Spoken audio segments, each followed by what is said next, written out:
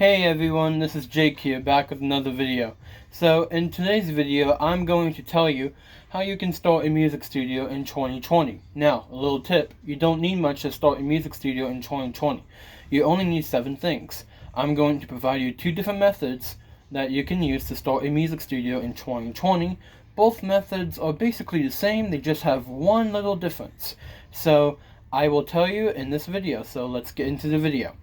Okay. So, method 1, I'm going to read the list first, and then I'll explain to you why you need all of those. So, method 1 is MIDI controller, audio interface or USB mixer, studio monitors or headphones, a microphone, a computer of some sort, and PA speakers are optional. And I will tell you why they're optional when we get to that. So the MIDI controller is going to be your keyboard of the future music studio. So that's where you're going to control all of your sounds and all of that. And then the audio interface or USB mixer, it doesn't matter which one you choose, they both function the same way. So I use a USB mixer. If you'd like to know what my mixer is, it's a Behringer Xenix 2442 USB mixer. 16 channels, built-in effects processor, and it's got a lot of cool stuff. So the audio interface or the USB mixer is going to be where you plug in your microphone, and if your controller that you have has a headphone output, that's going to be where you plug in your controller as well, and it's going to be where you plug in your computer. So I'll explain why the computer gets hooked to it when we get to the computer. And the next thing you need is studio monitors or headphones. Now, it really depends on what you prefer. Do you prefer to record with studio monitors, or do you prefer to record with headphones? What I do is I record with studio monitors, and then when I record all my tracks, I then put my headphones on and I mix and master my tracks with my headphones. That's just the way I prefer to make my music. Some people may be different. They may only want to stick with studio monitors. They may only want to stick with headphones. They may want both. It just depends on what your ears want. So, next after those, you're going to need a microphone. Oh, and the studio monitors and headphones, you're going to need them to record your tracks and mix and master your tracks. They will give you true sound and what you're looking for. So, if there's distortion in any of your tracks, the monitors and headphones will let you know, and you can go and adjust the volume for your tracks. So that way, when you listen to it, live or whatever, then you know it'll sound good.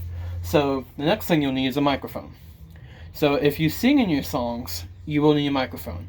If you just make instrumental music, you're not going to need a microphone.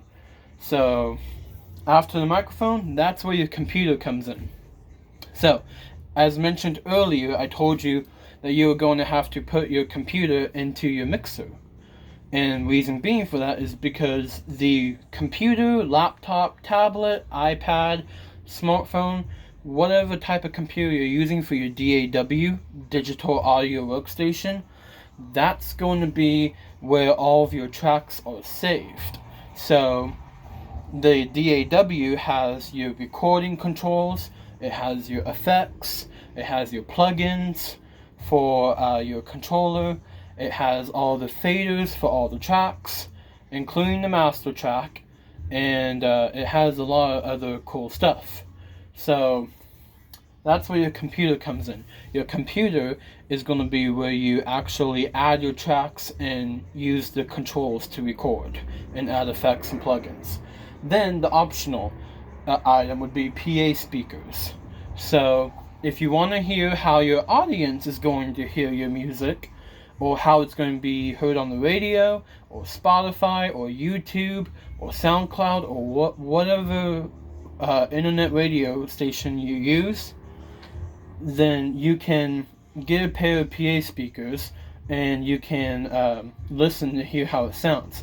So if there's any distortion, static, room noise, or you feel like your speakers are going to blow out, you go find a track that's messed up in a way, and you get your studio monitors or your headphones back on, you re-record or adjust the volume of that track, depending on if it needs to be re-recorded or not.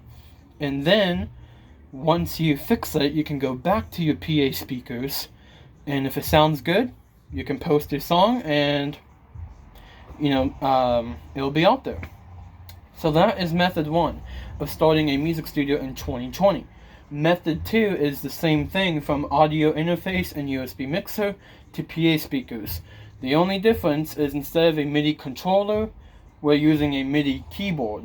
Now, if you would like me to give you an example of a MIDI keyboard, I've got a Roland Juno DS88, and I think it's a pretty cool MIDI keyboard. Reasons being, it's got 88 keys like a piano. It has weighted keys like a piano. The keys are touch sensitive like a piano. It's got realistic sounds from guitars, basses, drums, percussion, keyboard, pianos, EPs, organs, synth, and pads, and a lot of cool other stuff. It also has a drum machine. It also has an 8-track sequencer, and you can hook a microphone into it even. So in order to hook a microphone to it, you're going to need to get an XLR cable to 1/4-inch cable because the keyboard does not have an XLR input for the microphone. So yeah, and you can also hook this MIDI keyboard to a computer to advance and give you more options for your sounds. So I think it's pretty cool. And then everything else on method 2 is the same as method 1. Audio interface and USB mixer to PA speakers. The PA speakers are optional for method 2 as well. I can show you one of my MIDI controllers in case you want to get this one, because I think this one is pretty cool. So I will get it for you right now.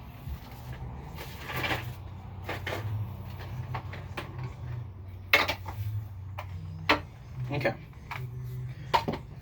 This is the Akai Professional MPK Mini.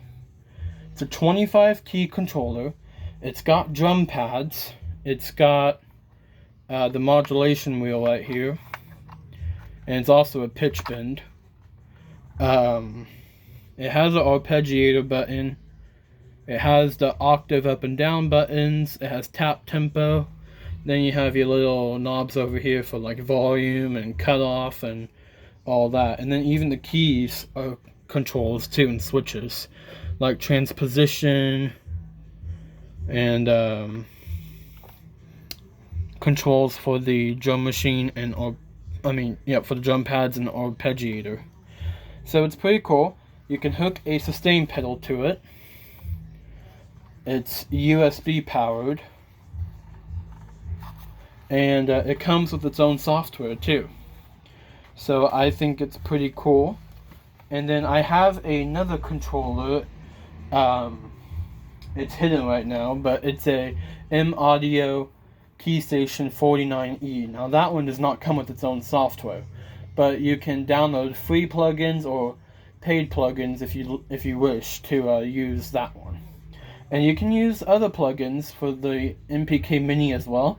But just so you know, it comes with its own software, and the software it comes with is free to download. So you can go to their website and get the software. So, other than that, that's my advice for you on how you can start a music studio in 2020. So I hope this video was helpful for musicians who are starting in 2020, or for musicians who have been playing music for a while and want to get a 2020 studio. I hope this video helps you. If it did and you found interest in it, please subscribe to my channel and click the bell notification so you don't miss any future videos. Give me a thumbs up and comment down below. Let me know what you think. Share this video with your friends and family if you like. And if you'd like to donate to my PayPal, just $5, you're able to keep my channel alive, and I will see you in the next video. Alright, bye.